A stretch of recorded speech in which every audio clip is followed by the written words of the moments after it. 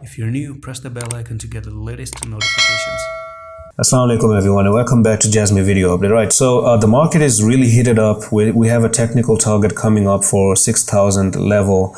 The targets to the downside doesn't seem like it's interested to move down there. Now, there's one thing that I want to talk about. Why did it happen that you didn't go to this technical targets? A lot of like nearly 90% of the targets that I've given you have worked out. And by the way, for JASMY, we started all the way from 3,700. So if anyone who took these trades here, because this is where I was talking about the wedges and breaking out the downtrends, so this from there to there, it's actually a 24% move up that if someone really understood. So maybe long term I couldn't predict this kind of move to the upside, but now we can actually try to predict the future from here, because it's not like we're really like in a very big uptrend to say that, oh, we lost JASMY, we cannot buy JASMY, it's already pumped too much. I think we're still really low. If you actually zoom out and look at the bigger picture, you're still at the very, very lowest part of it. Okay, on a long-term judgment here, that's really low right there.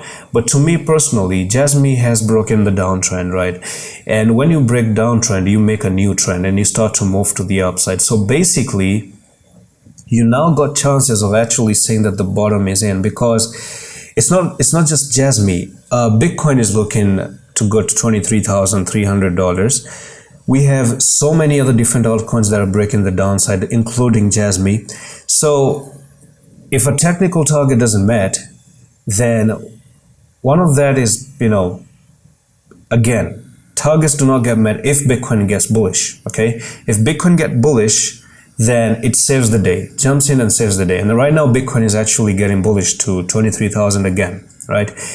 And in that sense, we could actually start to see JASMY coming up to break 6,675, backtest this level, and then you also move up to 13,157.